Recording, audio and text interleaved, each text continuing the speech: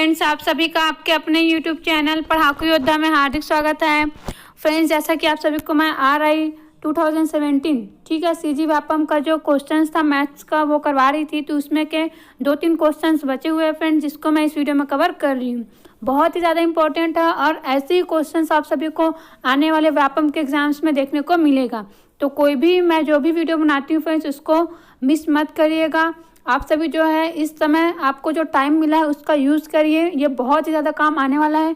जो बच्चे जो है इस टाइम का यूज़ नहीं करेंगे वो बहुत ही पछताएंगे, क्योंकि जो बहुत ही ज़्यादा प्रैक्टिस करते हैं उन्हें ही सफलता मिलती है। तो चलिए आप सभी जो है मेरे साथ इस क्वेश्चन को बनाने के लिए पेन कॉपी निकाल लीजिए और अब मैं वीडियो स्टार्ट करती हूँ। कौन से एग्जाम का क्वेश्चन पेपर है फ्रेंड्स, मैं एक बार फिर से बता देती हूँ। 2017 में जो सीजी व्यापम के द्वारा RI का एग्जाम लिया गया था, ये उसके क्वेश्चन पेपर है। और मैं आप सभी को बार बार क्यों बता रही हूँ, क्योंकि कुछ बच्चे जो है ना, अगर क्वेश्चन पेपर्स वगैरह देखते हैं, चाहे वो किसी भी सब्जेक्ट का हो, चाहे वो मैथ्स का हो, मैं जितने भी कराई हूँ, हिंदी वगैरह हो गया है ना, इसके अलावा CG GK का हो गया, तो वो सभी जो है कमेंट करते हैं कि ये जो क्वेश्चन पेपर है वो CGPSC के हैं, ऐसा है वैसा है करके। तो मैं उन सभी को डायरेक्टली बता दे रही हूँ, जिससे अगर उनके पास क्वेश्चन पेपर होगा तो वो मैच कर लेंगे, उनको तसल्ली हो जाएगी कि एग्जैक्टली में मैं आप सभी को सीजी व्यापम के क्वेश्चन पेपर करवा रही हूँ। ठीक है, अब देखिए क्वेश्चन देखते हैं। क्वेश्चन लिखा हुआ है, एक वर्गाकार तालाब की प्रत्येक भुजा। तो चलिए वर्गाकार तालाब बना लेते हैं। ठीक है, बोला जा रहा है इसकी प्रत्येक भुजा 2 मीटर की है और उसकी गहराई जो है वो 1 मीटर है।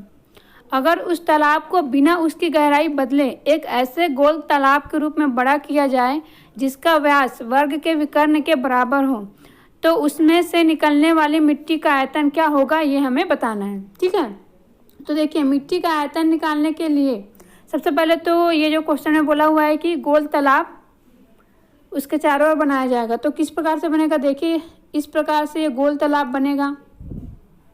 ठीक है, तो अगर आप सभी ध्यान से देख रहे होंगे तो आप सभी को दिखाई दे रहा होगा कि ये जो वर्गाकार तालाब है, इसमें से यहाँ ऐसे कुछ जो क्षेत्र है, यहाँ का जो मिट्टी है उसको निकालना पड़ेगा और इसी मिट्टी का आयतन हमें निकालना है। ठीक है, तो इसे निकालने के लिए हम क्या करेंगे फ्रेंड्स, देखिए सबसे पहला हिंट तो हमें क्वेश्चन में ही दिया हुआ है कि जो गोल तालाब बनेगा उसका जो व्यास होगा वो वर्ग के विकर्ण के बराबर होगा। तो देखिए वर्ग के विकर्ण क्या होता है, तो वर्ग के विकर्ण का फॉर्मूला होता है सिंपल सा, आप सभी को पता ही होना चाहिए, भुजा इंटू √2। तो भुजा कितना है फ्रेंड्स, भुजा है 2 मीटर, तो हमें उसका विकर्ण मिल जाएगा, जो वर्ग है उसका क्या मिल जाएगा 2√2। ठीक है, और ये जो 2√2 है वो किसके बराबर है, वो व्यास के बराबर है। ठीक है, किसके व्यास के बराबर है फ्रेंड्स, जो गोल तालाब बनेगा उसके व्यास के बराबर है। तो अब यहाँ से हमें त्रिज्या निकालना है, तो ये व्यास की जगह में मैं 2r लिख लेती हूँ। ठीक है, r क्या मान लेती हूँ मैं, रेडियस मान लेती हूँ। तो जो व्यास है वो किसके बराबर होता है, उसके दुगुना होता है, मतलब जो रेडियस है उसका दुगुना होता है। तो इस प्रकार 2r के बराबर हो जाएगा। ठीक है, क्या हो जाएगा 2r के बराबर हो जाएगा। ये मैं अपने से नहीं लिख रही हूँ, ये डायरेक्टली क्वेश्चन में दिया हुआ है। ठीक है, अब मुझे r की वैल्यू चाहिए। ठीक है, तो r की वैल्यू निकालने के लिए मैं क्या करूँगी, देखिए इसके इक्वल में है 2√2 और इधर भी 2 है, तो ये दोनों 2 को कैंसिल कर देते हैं, तो r = क्या मिल गया √2। इस प्रकार जो गोल तालाब है उसकी त्रिज्या मिल गई मुझे। ठीक है, अब हम क्या करेंगे, देखिए आप सभी को इमेज बनाकर मैं समझाती हूँ। ये था इमेज। ठीक है, इसके चारों ओर ऐसे गोल तालाब बनेगा। तो देखिए हमें क्या निकालना है, सबसे पहले इस क्वेश्चन को सॉल्व करने के लिए हम क्षेत्रफल निकालेंगे। ये जो बीच वाला जो एरिया है इसका क्षेत्रफल निकालेंगे। ठीक है, तो इसका क्षेत्रफल निकालने के लिए हमें क्या करना पड़ेगा, जो सर्कल का एरिया है, ठीक है, अगर मैं इतने का एरिया जो है, ठीक है, इस एरिया से ये बीच वाले को ऐसे घटा दूंगी। ठीक है, जो मतलब ये जो बाहर वाला है उसमें से ये अंदर वाला जो एरिया घटा दूंगी, वर्ग का एरिया। ठीक है, तो डेफिनेटली मुझे ये जो अंदर वाला क्षेत्र है, इन दोनों के बीच वाला क्षेत्र, उसका एरिया मिल जाएगा। ठीक है, तो हम यही करने वाले हैं। जो गोला है, ठीक है, मीन्स यहाँ पर तो आप सभी क्षेत्रफल निकालेंगे, तो ये क्या कहलाएगा फ्रेंड्स, यहाँ पर ये वृत्ति है। अब हम क्या करेंगे फ्रेंड्स, देखिए आप सभी को मैं डायग्राम के थ्रू समझाती हूँ। ये है वर्ग, इसके चारों ओर बनाना है। ये थोड़ा सा डायग्राम अच्छा नहीं बना, एक बार फिर से देखिए। ये है वर्ग, इसके चारों ओर बनाना है हमें गोल तालाब। ठीक है, तो बीच वाला जो जगह है ना, बीच वाला जो है इसी का ही आयतन हमें निकालना है। तो सबसे पहले हम क्षेत्रफल निकाल लेंगे इसका। तो क्षेत्रफल निकालने के लिए हमें क्या करना पड़ेगा, सिंपल सी बात है, ठीक है। ये बाहर वाला क्षेत्र, ये बाहर वाला एरिया है, मतलब जो सर्कल बनेगा वो है, और ये अंदर वाला है, ये जो वर्ग है वो। तो इन दोनों के बीच का एरिया निकालने के लिए मुझे क्या करना पड़ेगा, इसके एरिया से, बाहर वाले के एरिया से मैं अंदर वाला जो वर्ग है उसके एरिया को घटा दूंगी। तो मुझे क्या मिल जाएगा, जो बीच में जो भी जगह है, ठीक है, जो भी क्षेत्र है उसका क्षेत्रफल मिल जाएगा। तो यही करेंगे अपन। तो यहाँ पर ये वृत्त बन रहा है, तो वृत्त का क्षेत्रफल, ठीक है, माइनस वर्ग का क्षेत्रफल। तो वर्ग का क्षेत्रफल क्या होता है, a² और वृत्त का क्षेत्रफल होता है πr²। जहाँ पर r क्या है, √2 है, तो √2 का स्क्वायर कर देंगे, और a क्या है फ्रेंड्स, 2 मीटर है, तो 2 का स्क्वायर कर देंगे, ठीक है। a क्या रहता है, एक्चुअली में भुजा का स्क्वायर रहता है, तो 2 का स्क्वायर। तो इसको अब हम आगे सॉल्व करेंगे। तो जब हम आगे सॉल्व करेंगे तो देखिए यहाँ पर क्या जाएगा, √2 का स्क्वायर करेंगे तो क्या मिल जाएगा, 2 मिल जाएगा, तो ये हो जाएगा 2π, ठीक है, क्या हो जाएगा 2π, और 2 का स्क्वायर करेंगे तो मिल जाएगा 4। तो ये मिल गया मुझे बीच का जो एरिया है उसका क्षेत्रफल मिल गया, ठीक है। अब देखिए लास्ट टाइम जो वीडियो में बनाई थी उसमें किसी का कमेंट आया था कि मैम आप लिख लिख कर कचरा कर देती हैं। तो भाई दुनिया का ऐसा कोई भी मैथ्स का टीचर नहीं होगा जो बिना लिखे समझाता होगा, मेरे ख्याल से, ठीक है। जो भी ऐसा कमेंट किए थे मैं उनसे कहना चाहूँगी, अगर वो वीडियो देख रहे होंगे तो अगर आप कभी मैथ्स समझाएंगे ना तो बिना लिखे ही समझाइएगा, ठीक है। अगर आपके स्टूडेंट लोग को समझ में आ जाता है तो बहुत ही अच्छा होगा, बहुत ही महान लोग होंगे वो जिनको बिना लिखे ही मैथ्स समझ में आ जाए। मेरे स्टूडेंट्स लोग को तो लिख कर ही समझाना ज़्यादा बेहतर समझती हूँ मैं, क्योंकि लिखने से ही तो पता चलेगा भाई कि कहाँ पर क्या आ रहा है, क्या बिना लिखे समझाएगा क्या कोई, है ना। तो थोड़ा सा सेंस लगा करके ही कमेंट करना चाहिए जो भी करते हैं। चलो कोई डाउट आया अच्छी बात है ना, लेकिन नहीं, लोगों को इस बात में प्रॉब्लम है कि मैं लिख लिख कर बताती हूँ। अब देखिए हो सकता है कुछ लोग को लगता होगा कि मैम स्पेस कम रहता है, थोड़ा सा अलग जगह पर बताइएगा। तो देखिए फ्रेंड्स मेरे पास 2 ही ऑप्शन है, या तो मैं पहले से जो भी मैं रफ करके बनाए रहती हूँ, है ना, तो उसमें अच्छे से लिख करके डायरेक्टली उसको आपके सामने लगा दूँ कि इस प्रकार से मैं बनाई हूँ करके, और बस ऐसे पेन को घुमाती रहूँ कि हाँ ये ऐसे बनाई हूँ वैसे बनाई हूँ करके, और या फिर मैं आप सभी को इसी में ही समझाऊँ। तो देखिए अगर मैं पहले से बना करके रख के जो समझाऊंगी ना तो उसमें आपको उतना समझ में, मतलब उतना अच्छा नहीं लगेगा, ठीक है, इफेक्टिव भी नहीं लगेगा। क्योंकि देखिए अगर मैं उसको डायरेक्टली लिखी हुई हूँ और मैं आपको बताऊंगी नहीं, जैसे कि यहाँ पर 2π4 आया, ठीक है, सपोज करते हैं कि मैं आपको पहले से लिख के समझा रही हूँ, मैं डायरेक्टली बोल दूंगी कि यहाँ पर ये √2 था, यहाँ पर √2 आया, यहाँ पर 2 आया, और इससे ये आ गया, बस ऐसे समझा दूंगी। तो क्या आप लोग को अच्छा लगेगा? मेरे ख्याल से मुझे तो ऐसे टीचर्स बिल्कुल भी मतलब अच्छे नहीं लगेंगे जो डायरेक्टली लिख करके लाएंगे और ऐसे ही समझा देंगे, ठीक है। जो खुद से अच्छे से समझाते हुए बताए और हम भी साथ साथ में बनाए तो ज़्यादा बेटर लगता है, ठीक है। तो मैं उसके हिसाब से आप सभी को बताती हूँ, और मैं पहले ही आप सभी को बोल चुकी हूँ कि आप सभी पेन कॉपी ले करके बैठा कीजिए और मेरे साथ साथ बनाया कीजिए, ठीक है। और ये मैं अपने लिए नहीं कहती हूँ, आप सभी के लिए कहती हूँ, मुझे तो प्रैक्टिस है ही, तभी तो मैं आप सभी को समझा रही हूँ।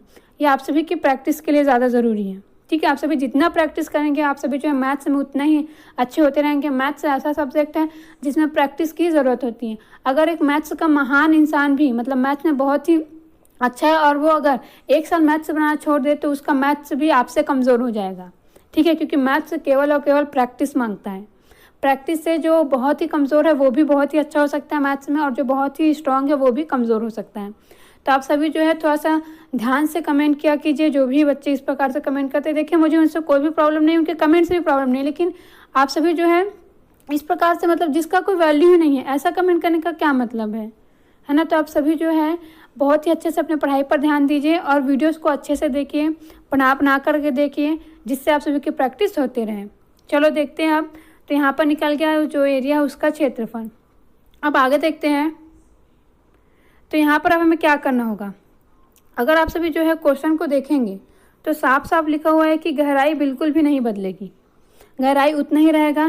तो देखिए ये निकल गया था क्षेत्रफल 2π-4, यही निकला था अपना क्षेत्रफल 2π-4, ठीक है।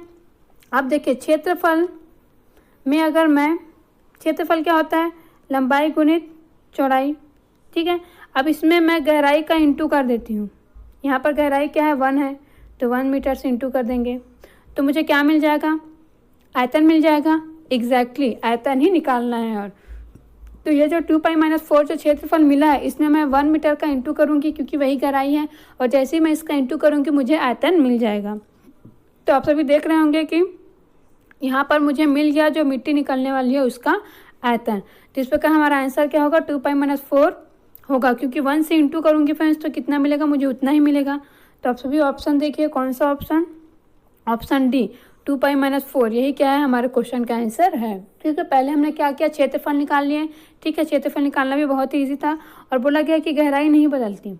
ठीक है, इसका मतलब यह है कि मैं 1 मीटर से इंटू कर दूंगी तो मुझे उस जगह का आयतन मिल जाएगा।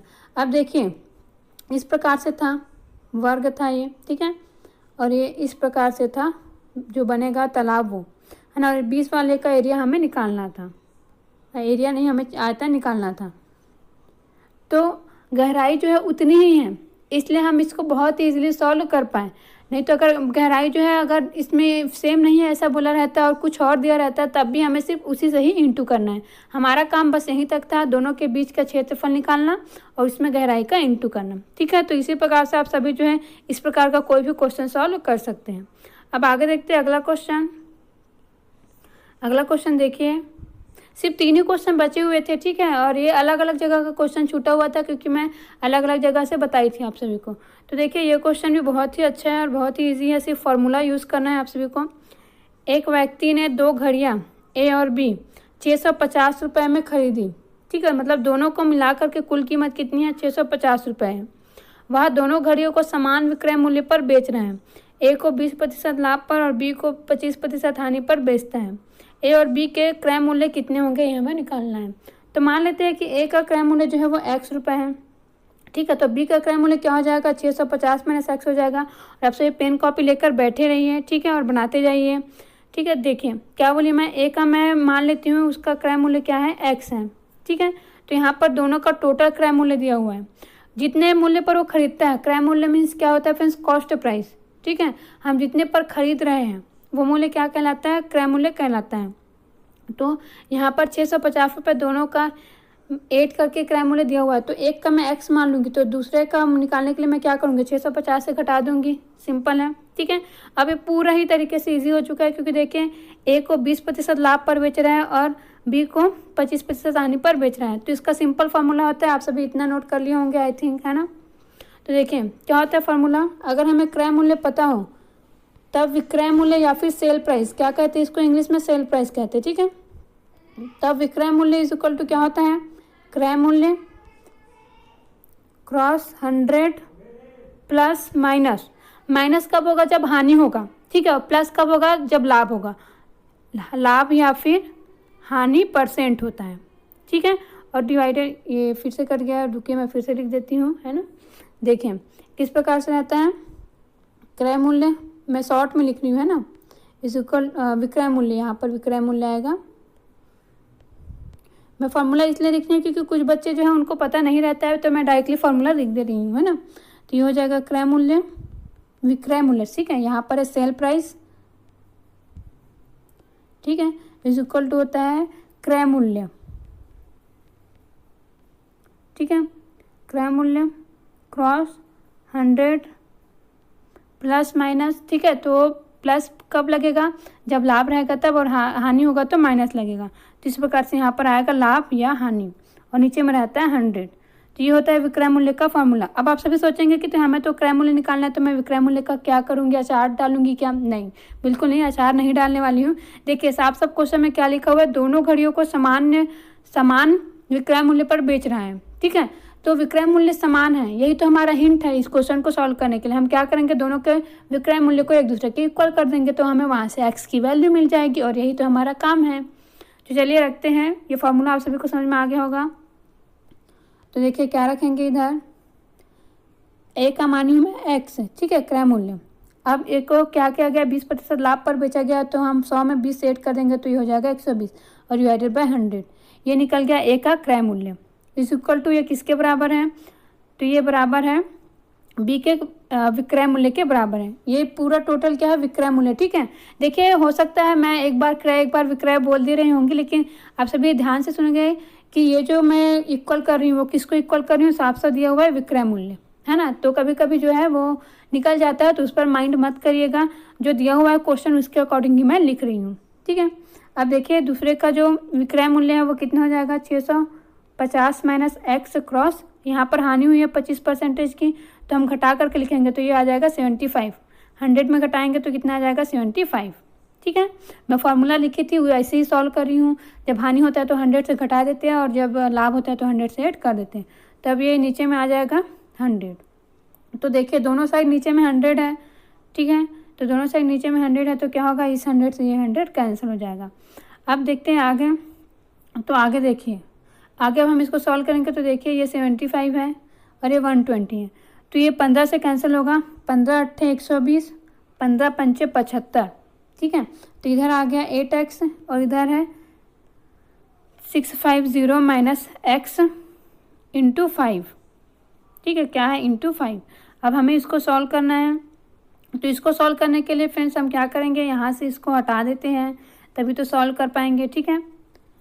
और देखिए आप सभी जो है सॉल्व करते रहिए, है ना। मैं सॉल्व करूँगी तब सॉल्व करेंगे, ऐसा बिल्कुल भी नहीं होना चाहिए। आप सभी से अगर पहले बन जा रहा है तो आप सभी प्रैक्टिस करिए और आगे के क्वेश्चन देखिए, है ना। तो देखिए अब हम क्या करेंगे, आगे हम करने वाले हैं इंटू। तो 5 का इंटू करेंगे तो x से तो ये हो जाएगा 5x माइनस 5 का इंटू होगा इससे, तो देखिए 5 जीरो में 0 हो जाएगा। 5 इंटू 5 क्या हो जाएगा 25, तो यहाँ पर आ जाएगा 5 और ये चला जाएगा कैरी में 2, ठीक है। और 5 और 6 का इंटू करेंगे तो कितना आ जाएगा, 5 6 का 30 और 30 और 2 कितना हो जाएगा 32, तो ये हो जाएगा 6250 और ये हो गया 5x। अब देखिए इधर है 8x, क्या है इधर 8x, तो इस 5x को मैं इधर ट्रांसफ़र कर दूँगी। तो देखिए 5x से 8x जो है वो 8 हो जाएगा, क्योंकि इधर ये माइनस है तो इधर जाएगा तो ये प्लस में कन्वर्ट हो जाएगा। तो 8 और 5 को ऐड करेंगे तो कितना आ जाएगा फ्रेंड्स, 8 और 5 को ऐड करने पर कितना आ जाएगा आपका 13 आ जाएगा, ठीक है, 13 आ जाएगा। तो ये 13x इज इक्वल टू 3250 हो गया। कितना हो गया, 3250 हो गया।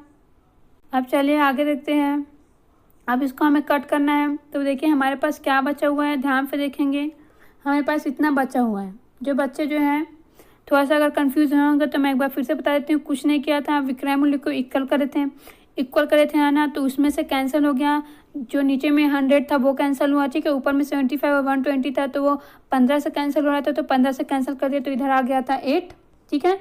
और इधर आ गया था 5 इंटू 650 माइनस एक्स। तो इनका इंटू कर रही हूँ मैं, तो 5 से इंटू कर रही हूँ एक्स का, तो 5x आया, ठीक है। 5 का इंटू कर रही हूँ किससे, 650 से, तो 3250 आया, ठीक है।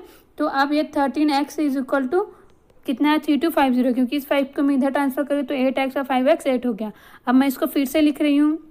चलिए मैं फिर से ना लिख करके, कुछ बच्चों को प्रॉब्लम होता है तो एक काम करते हैं, इसको हम हटा देते हैं, ठीक है। इसको हम वाइट से हटा देते हैं, जिससे आप सभी को समझने में ईजी होगा। अब देखिए अब हम क्या करेंगे, अब हम इजीली इसको सॉल्व कर लेते हैं डिवाइड करके। तो देखिए हमें x की वैल्यू चाहिए, तो x इज इक्वल टू हम क्या करेंगे, x इज इक्वल टू हम कर देंगे 3250, इस 13 को इधर ट्रांसफ़र। अब इसको डिवाइड करते हैं, तो चलिए डिवाइड करते हैं। तो 13 का अगर हम पहाड़ा पढ़ते हैं तो 13 दूनी 26 होता है, तो 2 आ गया, आया कि नहीं, ठीक है। तो 13 दूनी 26 होगा, तो देखिए अगर मैं 32 में 26 घटाती हूँ तो कितना बच जाएगा, 6 बच जाएगा कि नहीं, बचेगा, एग्जैक्टली बचेगा ही। तो 650 हो गया, और 13 पंचे क्या होता है 65 होता है, तो 25 और 0, ठीक है। तो इस प्रकार ये 13 से कितने में कैंसिल हो गया, 250 में कैंसिल हो गया। तो मतलब ए का क्रय मूल्य कितना निकल गया, 250 निकल गया। अब दोनों का क्रय मूल्य कितना था, दोनों का क्रय मूल्य था, देखिए क्वेश्चन को देखते हैं। चलिए दोनों का क्रय मूल्य कितना था, 650 था, तो एक का आया 250, ठीक है। तो दूसरों का निकालने के लिए हम इसको घटा देते हैं, तो घटाएंगे तो ये 0, 5 5 0, 6 में 2 घटाएंगे तो 4, तो 400। तो कौन सा ऑप्शन मैच कर रहा है, ऑप्शन बी। तो इस प्रकार ऑप्शन बी 250 रुपये और 400 रुपये, यही हमारे क्वेश्चन का आंसर है, ठीक है। तो देखिए फ्रेंड्स इसी प्रकार से आपको सॉल्व करना था। इसमें कुछ भी नहीं है, सिर्फ फार्मूला आपको पता होना चाहिए। प्लस जो भी बच्चे थोड़ा सा मैथ्स में वीक होंगे, मैं उनसे कहना चाहूँगी कि आप सभी जो है किसी चीज़ में वीक नहीं होते। वीक किस में होते हैं, सिर्फ जोड़ना घटाना गुना भाग में, है ना। तो उसको थोड़ा सा स्ट्रॉन्ग करिए। छोटे छोटे वीडियोस देख सकते हैं, यूट्यूब पर भी बहुत लोग बहुत ही अच्छे से समझाते हैं, या फिर आप मुझे भी कमेंट करके बता सकते हैं, मैं भी आप सभी को अच्छे से एक्सप्लेन कर दूँगी। फिर आप सभी जो है बाकी चीज़ें बहुत ही अच्छे से हैंडल कर सकते हैं। अब आगे देखते हैं अगला क्वेश्चन और ये लास्ट क्वेश्चन है फ्रेंड्स, सिर्फ 3 ही क्वेश्चन बचा हुआ था। तो देखिए ये क्वेश्चन जो है ये भी बहुत ही ईजी है।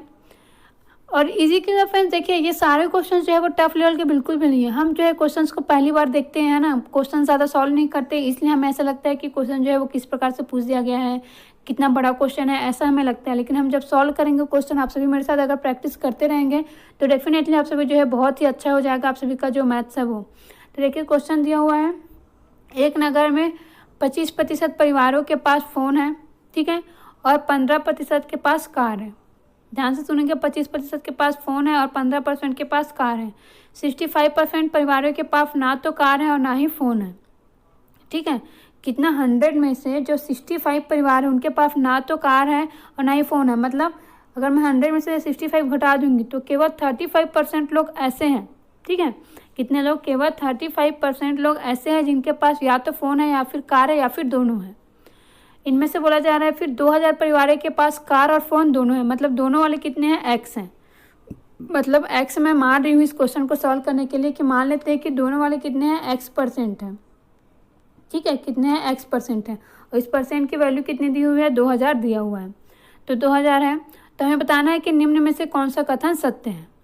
तो चलिए सबसे पहले तो इसको पूरा हम सॉल्व कर लेते हैं, उसके बाद कथन को पढ़ेंगे।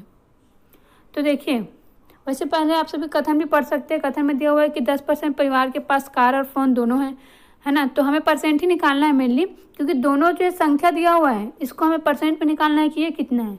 इसके बाद दिया हुआ है कि 35% परिवारों के पास या तो कार है या फिर फ़ोन है, तो ये तो बिल्कुल सही है, क्योंकि हमने अभी देखा साफ साफ दिया हुआ है। देखिए क्वेश्चन में दिया हुआ है कि 65% परिवारों के पास ना तो कार है ना ही फ़ोन है, मतलब ओनली 35% ऐसे हैं जिनके पास या तो कार है या फिर फ़ोन है, ठीक है। तो इस प्रकार ऑप्शन सेकंड तो बिल्कुल सही है। तो आप सभी जो है अगर देखेंगे तो ये तो बिल्कुल हट गया, ठीक है। क्या हो गया? ये तो बिल्कुल हट गया, क्योंकि इसमें दो ऑप्शन दिया ही नहीं हुआ है, इन तीनों में से कोई होगा। तो चलिए सॉल्व करते हैं इसको। तो मैं मान ली हूँ कि X% जो है वो दोनों वाले हैं, क्या है, मतलब फ़ोन भी है और कार भी है। अब देखिए यहाँ पर दिया हुआ कि 25% परिवारों के पास फ़ोन है, ठीक है। क्या बोला गया? सिर्फ बोला गया कि फ़ोन है, केवल फ़ोन है ऐसा बोला गया क्या? नहीं, यहाँ पर सिर्फ फ़ोन लिखा हुआ है। अगर केवल फ़ोन है लिखा होता ना तो ये 25% केवल ऐसे परिवार होते जिनके पास ओनली फ़ोन है, लेकिन यहाँ पर केवल फ़ोन न लिख करके सिर्फ फ़ोन को लिख दिया गया है। इसका मतलब यह है कि ये जो 25% है इसमें ऐसे भी परिवार हैं जिनमें क्या है, ऐसे परिवार भी शामिल है जिनके पास कार होगा। क्या होगा? कार होगा, ठीक है। इसी प्रकार से अगर मैं कार वाले स्टेटमेंट देखूँ तो यहाँ पर भी केवल नहीं लिखा हुआ है, मतलब ये जो 15% है इसमें ऐसे लोग भी शामिल हैं जिनके पास फ़ोन होगा।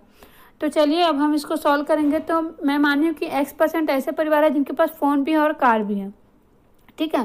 तो देखिए केवल, अगर मैं केवल फ़ोन वाला निकालना चाहूँ तो फ़ोन और कार वाले को मैं घटा दूंगी इससे, है ना। अगर मैं केवल फ़ोन, जिनके ऐसे परिवार को निकालना चाहूँ जिनके पास केवल फ़ोन है, ठीक है, क्या है, केवल फ़ोन है, तो इसमें से मैं ऐसे लोगों को निकाल लेती हूँ जिनके पास कार भी है, ठीक है, कार भी है और फ़ोन भी है, मतलब दोनों चीज़ रखने वालों को मैं निकाल दूंगी तो केवल एक चीज़ रखने वाले निकल जाएंगे। एग्जैक्टली प्लस करते हैं अपन, 15% के पास कार है तो मुझे केवल कार वाले चाहिए, तो इसमें से भी मैं दोनों वालों को निकाल दूंगी, ठीक है। तो देखिए यहाँ से भी केवल निकल गया, ये भी केवल निकल गया, ये केवल फ़ोन वाले हैं, ये केवल कार वाले हैं। अब ये दोनों वाले हो गए, ठीक है, ये क्या है, ये दोनों वाले हो गए। प्लस 65% इज इक्वल टू 100%, ठीक है। ये सभी मिलाकर के किसके बराबर होंगे फ्रेंड्स? ये सभी मिलाकर के 100% के बराबर ही तो होंगे ना, क्योंकि यहाँ पर कभी भी अगर हम कोई क्वेश्चन सॉल्व करें परसेंट में दिया हुआ है तो वो अपने आप में क्या होता है, 100% होता है। 100% में से 65% वालों के पास कुछ भी नहीं है, ठीक है, तो ये 65% वाले हैं। उसके बाद देखें जो बाकी लोग हैं, है ना, उनमें से जो 25% वाले थे, है ना, तो फ़ोन बस दिया हुआ था।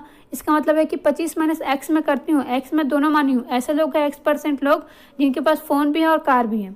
तो जिनके पास फ़ोन भी और कार भी है उनको मैं 25 से घटा दूंगी तो केवल मुझे ऐसे लोगों का परसेंटेज मिल जाएगा जिनके पास केवल फ़ोन है, और 15 से घटा दूंगी तो केवल ऐसे लोग का मिल जाएगा जिनके पास ओनली कार है, ठीक है।